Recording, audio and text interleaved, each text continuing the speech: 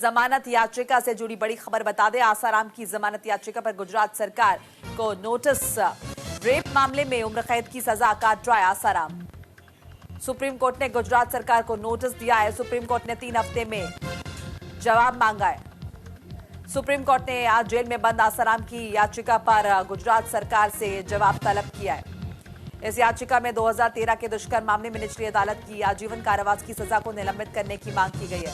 Justice MM Sundaresh और justice Arvind Kumar की पीठ ने आसाराम की तरफ से पेश हुए वकील से कहा कि वो इस मुद्दे पर तभी विचार करेंगे जब इसके पीछे कोई मेडिकल रिपोर्ट का आधार होगा। फिलहाल पीठ ने मामले की सुनवाई 13 दिसंबर के लिए निर्धारित करते हुए कहा कि हम नोटिस जारी करेंगे, लेकिन हम सिर्फ मेडिकल आधार पर ही विचार करेंगे। गुजरात हाईकोर्ट ने 29 अगस्त को आसाराम की गांधीनगर अदालत द्वारा दी गई आजीवन कारावास की सजा को 2023 में निलंबित करने की याचिका को खारिज कर दिया था। सजा को निलंबित करने और उसे जमानत देने से इनकार करते हुए हाईकोर्ट ने कहा था कि राहत का कोई मामला बनता ही नहीं है। तो गुजरात सरकार को नोटिस जारी किया है सुप्रीम कोर्ट ने।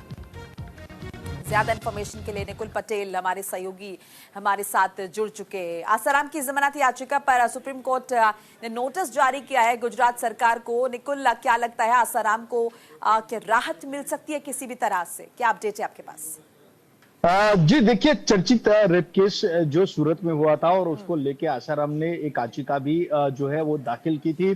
सूरत रेप केस में याचिका पर जो सुप्रीम ने गुजरात सरकार को भी नोटिस भेजा है और 3 हफ्तों के अंदर जवाब देने को कहा गया है। आपको बता दें कि याचिका में उम्र कैद की सजा को निलंबित करने की मांग की थी, उसके साथ ही जमानत देने की भी मांग है वो की गई थी। इसमें सुप्रीम कोर्ट ने आज कहा है कि वह सिर्फ मेडिकल ग्राउंड पर अंतरिम जमानत पर विचार करेंगे।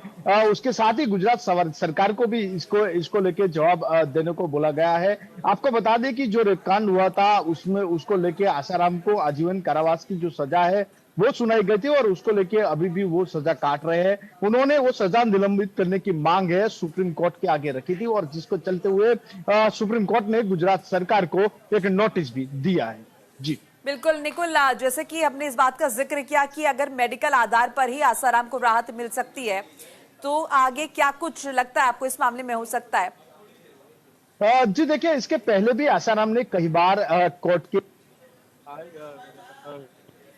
द्वार पहुंचे थे वो, और कई बार उन्होंने जमानत लेने की भी कई बार उन्होंने ट्राई किया था, पर मेडिकल ग्राउंड पे ही उनको इससे पहले भी जो जमानत थी वो मिली थी। उसका उनका इलाज भी है वो उसके चलते किया गया था। आसाराम के साथ ही नारायण साई को भी उनके पापा की जो मेडिकल ग्राउंड थी उसके ऊपर भी जमानत दी गई थी और इस बार भी शायद उनको मेडिकल ग्राउंड पे ही जो जमानत है वो मिल सकती है, क्योंकि जिस तरह से एक केस बना था, जिस तरह से रेप केस हुआ था, पूरे देश में चर्चा का विषय बना था और जो पीड़ित थे उन्होंने मांग की थी कि आसाराम को जो फांसी की सजा है वो सुनाई जाए। उसको चलते हुए उनको कोर्ट में केस चला और आखिरकार उनको आजीवन कारावास की सजा सुनाई गई है। पर उसमें अब उन्होंने मेडिकल ग्राउंड पे उससे पहले भी जमानत ली थी और फिर एक बार जमानत में निकाला। चलिए देखते हैं आसाराम को राहत मिलती है नहीं, क्योंकि सुप्रीम कोर्ट ने गुजरात सरकार से इस बाबत नोटिस में देकर जवाब मांगा है। बहरहाल शुक्रिया आपका तमाम बातचीत जानकारी के लिए।